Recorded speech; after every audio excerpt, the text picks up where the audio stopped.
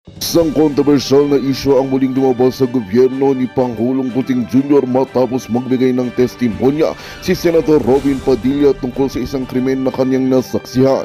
Sa isang kamakailan na pagdinig, inamin ni Padilla na siya ay naging saksi sa ilang mga insidente na hindi tamang gawain na nangyari sa loob ng administrasyon. Ayon sa senador, ang mga pangyayaring ito ay nagpapakita ng hindi tamang pagmamahala at kalakaran sa mga ahensya ng gobyerno na tumututok sa mga isyu ng katiwalian at kapabayaan sa ilang miyembro ng administrasyon. Habang mga ligasyon ay nagpapakita ng malalim na problema sa loob ng gobyerno, nanindigan si Senator Robin Padilla na hindi siya matitinag at gagawin ang lahat ng kanyang makakaya upang ipaglaban ang katotohanan. Ayon sa kanya, hindi niya kayang manahimik at iwasan ang mga isyu ng katiwalian na nagdudulot ng pansasamantala sa taong bayan. Maging ang ordinaryong mamamayan ay apektado na ng mga ganitong klase ng pamamahala, kaya't sinabi niyang narapat lang na magsalita at lumantad upang makatulong sa paglutas ng mga isyong ito. Samantala, may mga nagmamasid naman na nagsasabi na ang pahayag ni Padilla ay maaring magsimula ng isang masusing investigasyon sa mga isyu ng katiwalian sa ilalim ng kasalukuyang administrasyon. Kung mapapatunayan ang maligasyon, malaki ang posibilidad na magdulot ito ng malawakang epekto sa kredibilidad ng administrasyon ni Kuting. Patuloy ang mga usapin tungkol sa mga naririnig na kontrobersya at hinihintay ng taong bayan kung anong hakbang ang gagawin ng gobyerno upang mapanatili ang integridad at tiwala ng mamamayang Pilipino. At yan nga ang balitang ating pagkakatutukan. Ngunit bago ang lahat, siguraduhin mag-subscribe at i-hit ang notification bell para sa patuloy na pagtutok sa mga sulap ng bagong balita sa tunay na boses ng masa.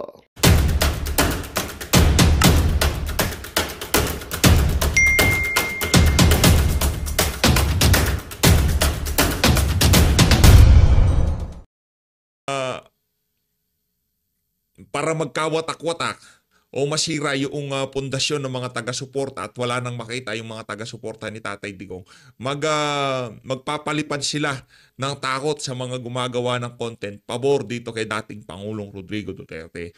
Tayo naman ho dito mga kababayan, hindi na ho siguro taliwas. Hindi naman ho siguro lingid sa kaalaman ng ating mga kababayan. Talagang Duterte supporter ho tayo. Kahit ano pang mangyari dyan, hindi ho tayo pwedeng bumitaw dito sa ano na to, dito sa nangyayari na to, ika nga. Pagka ho kasi natakot ho tayo, o di naman ho kaya binago ho natin ang ating naratibo, parang sinabi ho natin, nanalo itong mga demonyo na to. Ganito na lang ha. Ganito na lang gawin natin para talaga mas mabisa ang atake natin. Hindi na ho tayo ang gagawa ng banat doon sa mga kung ano mang nangyaring kaganapan sa House of Representatives kahapon. Hindi na ho para sa tayo ay magsalita pa dyan. Okay? Mga ordinaryong Pilipino, splice nyo, ikat nyo, kayo na hong bahala, magkomento. Wala na, tayo dito sa PH Update. Off limit ho tayo dyan. Ika nga, alam na ng sambayan ng Pilipino kung anong nangyari dyan. Kung anong klaseng mga napag-usapan dyan. Di na para sa atin pat magsalita. No? Kung anong nangyari dyan. Kasi meron hong, babala ang mga mambabatas. Kung sakaling meron mang pinag-uusapan dyan, diba? Alam nyo na ho. O yung mga ordinaryong Pilipino, labas nyo na lang ho yung inyong saloobin kung ano nga bang nararamdaman nyo sa mga napag-usapan kahapon diyan sa House of Representatives.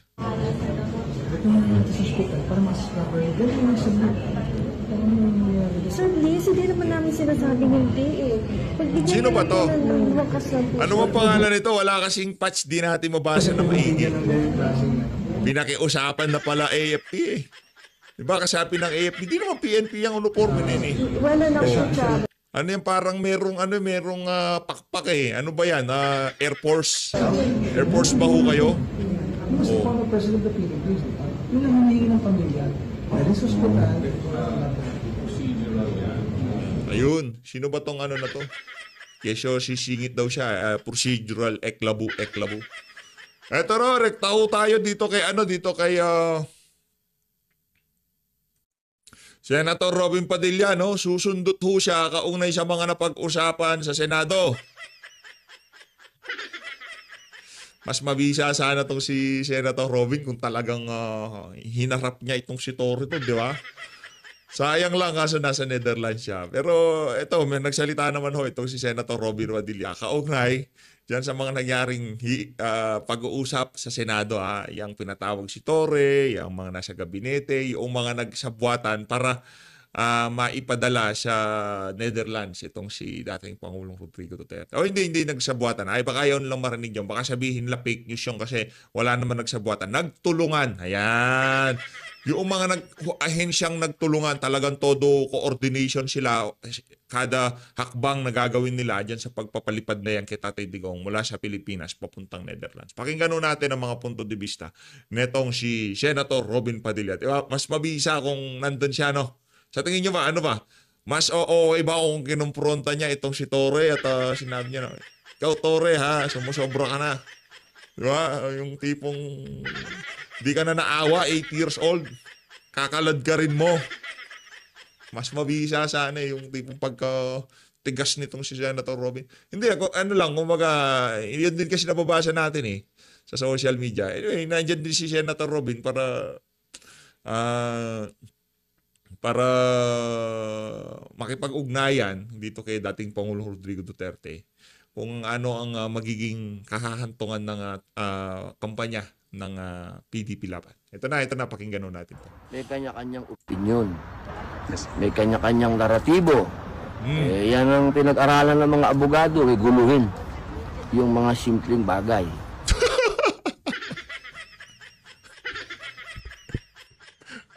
Mambira talaga to si Senator Robin. Di ba, mas okay sana yung tipong, mas narinig ng mas maraming Pilipino.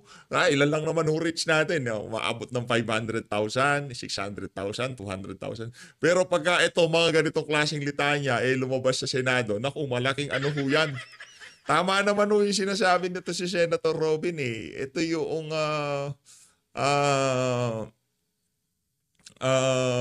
gawain ng mga abogado yung tipong simpleng bagay ginagawang komplikado. Sinasabi, wala nang mas tataas pa sa saligang batas. At yung karapatan na nakalagay sa saligang batas ng bawat Pilipino, hindi presidente Pilipino, dapat galangin at respetuhin. Di ho natin malaman kung anong nangyari dito sa mga opisyal natin. Ngayon pinagtatawanan tayo sa buong Southeast Asia, sa buong mundo, pinamigay nila presidente nila, mga ogang mga Pilipino. Masakit man nung sabihin, kahit tayo taga-suporta ni dating Pangulong Rodrigo Duterte, pagka lumabas tayo ng Pilipinas, pagka nakita kanila Pilipino, ang paningin sa'yo, ogag. Kasi yung bansa nyo, hindi man lamang pinotektahan yung isang tao na talagang pinagtanggol o sinubukang baguhin, naglingkod sa sambayan ng Pilipino sa inyong bansa. Kung meron man siyang nagawa, dilitisin nyo sa bansa ninyo. Ganun na kayo kainutil. Diba? Kahit na tayo taga-suporta ni Tatay Digong, kung tignan tayo ng ibang mga lahi, ganun-ganun na lamang, dinaig pa kayo ng Timor-Leste. Pantakin nyo, kababayan nyo na yung nasasaktal doon, pero binibigyan siya ng due process. Ine-exhaust muna lahat ng legal option para sa kanyang pagpapauwi kasi merong request Kesyo ito daw Timor-Leste masyado pang immature ang kanilang justice system. So ito ba ang kung tawagin maturity ho ba to? Kay Boying Raymond, anak ng tawan, nangyayari sa natin. Ito bang justice system natin? Ito ba ang definition ng isang mature na justice system? Yung ipamigay ang former president at hindi kayang litisyan sa sarili niyang bansa. Anak ng tawan. Isa lang ang masasabi ko at isa lang ang totoo. Ang totoo dyan, bakit nandito si Mayor? Yo! Meron naman tayong batas sa Pilipinas. Yun lamang po ang punto. Kaya saan pa pumunta yung hearing na yan? Diyan po sa aming himpilan, sa aming bulwagan. Isa lang po ang totoo. Bakit nandito si Mayor? Yo! Opo, yun lang po ang atin pong kini-question. Meron po tayong korte sa Pilipinas. Kasi pagka pinag-usapan po natin ang opinion ng mga abogado, walang pupuntahan. Doon lang po tayo sa katotohanan. Meron tayong bansa, Kung meron mang kasalanan si Mayor, dun dapat siya nililitis. Hindi po dito. Hindi po tayo nasa ilalim ng mga banyaga.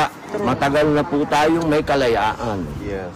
Kaya sana po, maintindihan po nating lahat, ano man ang inyong politika, ano man ang inyong naratibo, ano man ang inyong kulay. Isa lang po ang katotohanan.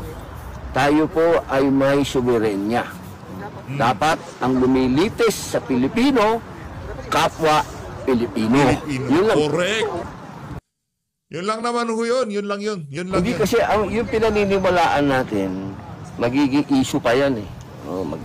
Kikreate ka pa ulit ng panibagong kaguluhan. Ayaw natin ng kaguluhan. Doon tayo sa totoo. Huwag natin alisin doon. Pagka nilihis natin kasi, opinion nito, opinion ni ganon, opinion sinabi nito, sinabi nito. Lahat ng opinion ngayon, wala nang saysay. Kasi nandito na si Mayor. Isa lang ang totoo uli. Iuwi na natin si Mayor. Isa lang, yun lang po. Yun lang talaga mga kababayan. Ang panawagan at ang hinaing ng sambayan ng Pilipino ngayong mga panahon na to, iuwi itong si dating Pangulong Rodrigo Duterte. Eto ho, rekta ho tayo. Nako, eto na nga ba sinasabi natin? Ito yung kumbaga, ito kaya kung tawagin ho natin ito, the master plan. Yan. Ano sabi nitong nag-usap tong dalawang itong dalawang unggoy na to nag-usap ito Ganito gawin mo, Amy. Patawag ka ng hearing sa Senado, kunin mo ang simpatsya ng mga DDS. Tapos ako naman, bilang isinama kita dyan sa alyansa ng mga mambubudol, ang gagawin ko dito, Marcos keep sister in Alliances Cavite sorties. Amy Marcos. Amy says, okay. Diba? So, yung ang tawag dito, yung strategy. Kasi di na pumapasok yan si Amy sa Magic 12 Hindi na pumapasok. Kailangan niya ho ang boto ninyo. Kailangan niya ho ang boto ninyo. Okay, maraming salamat doon sa nangyaring hearing kasi kahit ano pa nangyari diyan, kahit ano pa napag-usapan, naging resulta, wala naman napanagot, may kasalanan, lahat sila tama ginawa nila. O kahit pa paano okay pa rin kasi nakita ng ating mga kababayan yung pang-aabusong ginawa ng administrasyon. At doon sa bahagi na yun, maraming salamat. Pero dito sa galaw ng kapatid nitong si Amy Marcos na si Marcos Jr., pinapakita niya na tipong okay medyo di ka na pumapasok sa survey. Kasi dati medyo nagna-number 13, number 12 ka, noong medyo malapit ka pa kay Digong. So ang gagawin natin ngayon, dahil nga kilala ka bilang mangga, gigitna ka na. Pakita mo sa mga taga-suporto ni Digong, dito ka, nasa gitna ka, at dito naman, basta ako dito sa mga loyalista, Ilocano ka, day. Ilocano ka. Tutulungan ka ng mga kababayan natin. Nasa sa inyo na ho yan mga kababayan kung paano nyo basahin. Pero ang sigurado ho natin dito, meron hong gustong maging mamangka sa tatlong ilog. Diba? Marami hong gustong gawin itong si Senator Amy Marcos na kung saan ang nakikita natin talagang yung pag-uusap sa pagitan nitong si Amy, nitong si Marcos Jr., mga alyansa at kung anong gagawin sa kanyang kampanya. Dahil ngayong mga panahon na to, madam, alam namin ang sitwasyon ng iyong standing mo sa senatorial election. Hindi ho kayo pumapasok. Kaya nga yung hubang ginawa nyo na yun, ang motibasyon para mawin nyo, maibalik ang tiwala ng mga DDS sa inyo. Nasa sa inyo ho yun mga kababayan. Pero ang atin dito, masaya na ho tayo doon sa 10 ilinatag sa atin itong si Vice President Sara Duterte. At sa susunod na video natin, pag-uusapan ho natin yung mensahe nitong si BP. Masaya na ho tayo doon. Tayo ho'y talagang susuportahan natin yan. Mag-INC ho tayo, magba-black voting ho tayo. Yung 10 kandidatong isinusulong nitong si VP Sara, nitong si dating Pangulong Rodrigo Duterte. Pero dahil diyan sa pag-skip, pag-sasagawa ng hearing, maibabalik na yung tiwala at isasama yan sa mga kandidato ni Tatay Digong, malayo pa ho mangyari yun. Siguro kung mapakontempt niya alinman sa mga gabinete nitong si Marcos Jr. at publicly sabihin niya na Marcos Jr. magpa-hair follicle test ka, siguro yon medyo pag-iisipan ko pa. Pag-iisipan pa siguro ng mga kasama natin. Ako personally, medyo pag-iisipan ko na yon. Pagka mismo siya, sinabi niya, Marcos Jr., kailangan mo na mag-order ko ng hair follicle test. Diba? Siguro doon, medyo pag-iisipan ko na. O di naman ho kaya, basta alin man doon sa mga kondisyon natin na yon, may ma-contempt at dapat sabay may ma-contempt sa gabinete sa susunod na hearing at hamunin niya ng hair follicle test itong si Marcos Jr. Doon, sa tingin ko, pag-iisipan ko na kung susuportahan ko yan si Ayn Marcos. Ito mga kababayan, rekta ho tayo dito kay Distress Mother. Alam ko naman ito lang hinihintay niya na yung pakinggan yung ating mga mga masasabi natin dito sa video na to O iyarin lamang na hinihintay nyo ho yan. Umpisahan na ho natin tong video na to. Okay? Ayan, finally nandito po Distress natin Mother. siya. At Ganda ni Distress makakapanayam Mother, natin siya ngayon at siya na magkakwento sa panggigipit ng Marcos government at syempre ni Liza at ang kanyang ex. Hi Sheena, so thank you. Sheena, At, si Ma'am Sheena. Ang ganda ni Ma'am Sheena. Finally, nag-meet na tayo. Grabe. You know what? Talagang from whistleblower Maganda si Ma'am na Sheena. concern sa iyong case Wow. sa nangyari sa'yo. And we're here. We're together.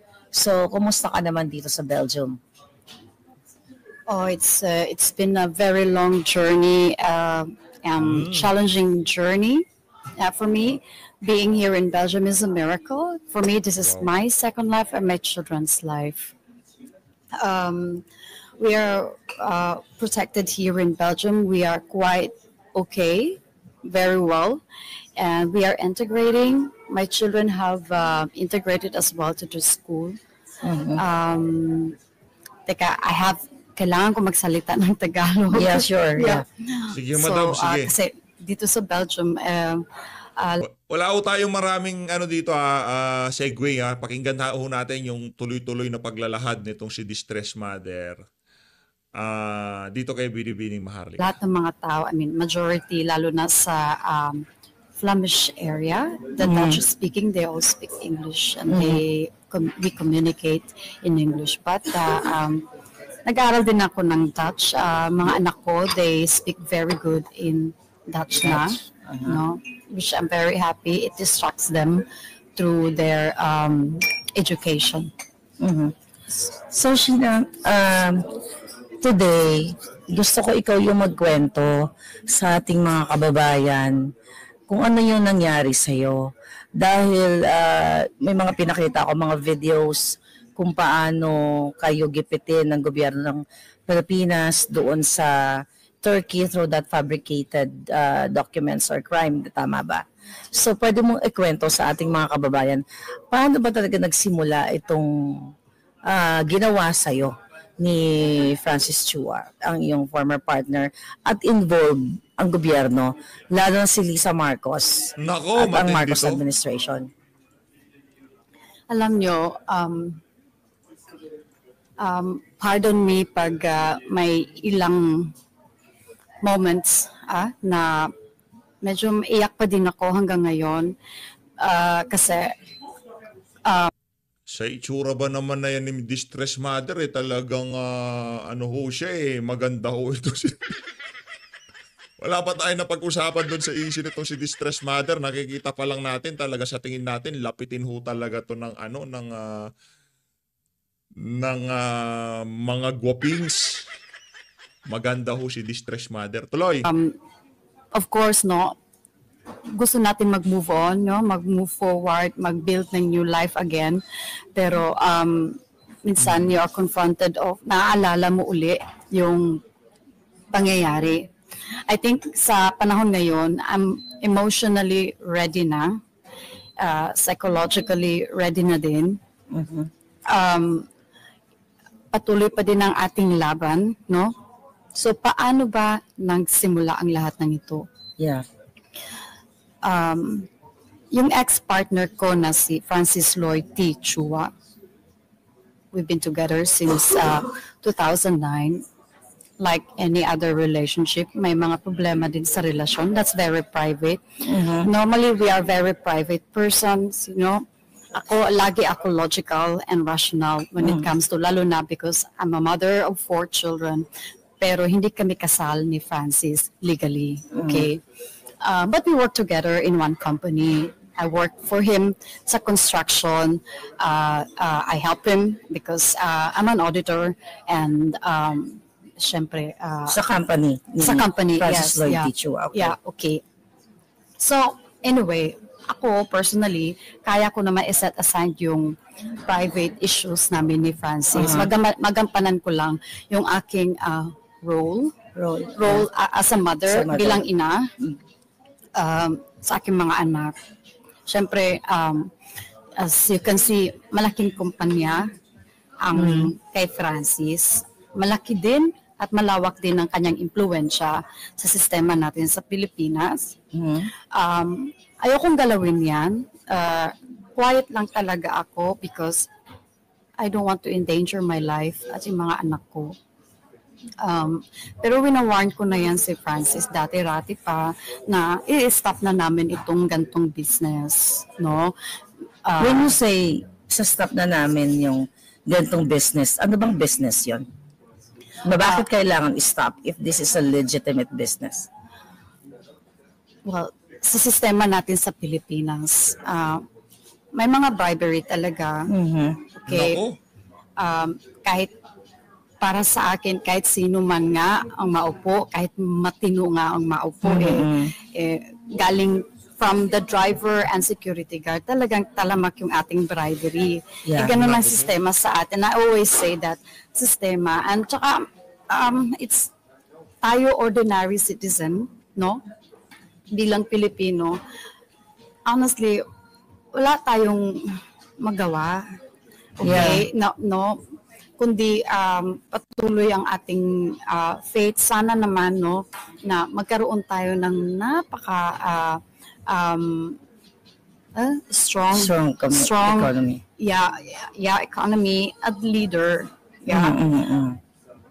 Sa totoo lang, if I have to be honest, at saka alam din ni Francis yan dati, during Duterte time, marami talagang takot, lalo na yung gumagawa ng mali. Yes. Grabe, oh. Hindi ko lang sabihin. Matindi ho yan, ha? So, yung business ni Francis na kapart ka before, involved sa bribery, pag-bribe sa mga government officials and contractors, something like that? Yes. Well, as I'm working to his company, nakikita namin ang sistema. Wala kaming choice, or si Francis, kundi gampanan ang sistema. Otherwise, hindi kami maka-receive ng projects, no? Or hindi siya makipag-deal. Ganun ang laro sa sistema. You really have to pay, or meron talagang mga certain commissions from any level of in the politics, in fact. Yes. So, for me, as ordinary citizen, natatakot ako. Okay? Natatakot ako kasi, ano ba ang laban ko? Hindi kaya ako tulad sa kanila. Bisaya ko, no? I try to speak Tagalog. Yeah, no? I can speak Bisaya. Yeah, Okay. oo. Kanang, adlok kaayo jud ko sa tanan. Giingnan na ako siya. Pero ingon siya na ako, we will stop na daw 2017. Yung illegal business. Sa construction. Kasi Construction. heavily dealing with the government projects. So, okay. But I told him, no, katong nagbulag na may, I remember 2016, I went to psychologist kay kanam. Gikulata man ko anak niya 2016. That was sinulog in January. Kanang kuan na si Francis, gabi ka siloso na siya kanang bisag unsa na lang, like ako man gani na siyang gider nga ako pa nimo mag-hire jud kag somebody nga mag-follow jud na ako bisag asa kay you know ang answer pikat lang jud, no, kaya wala jud kay makuha sa ako. Okay, Yeah. you know. So anyway, So nahitabo ng 2016, panggigipit ni Francis. Mm. Sa ako and my children was only 2, 3, 4, and 6 years old at that time. Uh-huh. And then, gamay pa kayo akong anak ato 2 years old pa jud. So, I have to prioritize my children.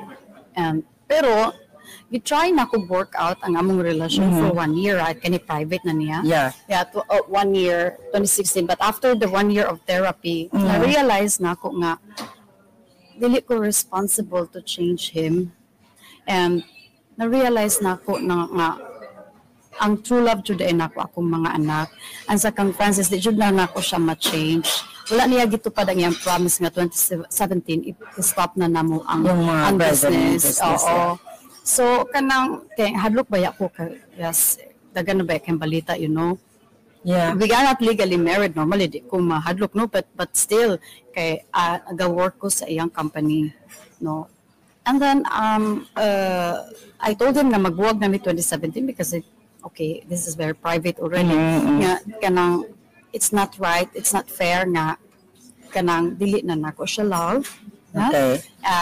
And then mag-continue gyapon na mong relationship. But he said to me, no, your love will come back. Nahadlok na sad ko. Nahadlok na sad ko kay basig makulatahan na sad ko. Magsige ko og refuse. Yeah. So magsige ko pray, mag-hope nga may tang makakita na siya laing babae o nga ma-in love siya sa laing babae. And in fact, niabot pa gani ang point nga nitabang na gani ko og pangita og candidate for him. Oo, para maka-move on gani siya. Pero okay, we are adults. This is our decision.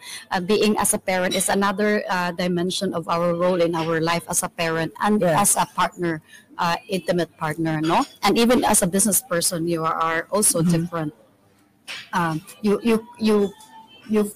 play a certain role. Yes, yeah, as a businesswoman, as a mother, as an intimate partner, and even as Magandang balita ang hatid namin sa inyo ngayong araw. Sa pagtatapos ng aming balitaan, nagbigay kami ng mga mahalagang impormasyon. Maraming salamat sa pagtutok at pagsuporta sa aming programa. Huwag kalimutang manatili sa mga susunod na araw para sa mga bagong balita at mga kwento na dapat nating abangan. Mula sa Boses ng Masa, magandang araw, Pilipinas!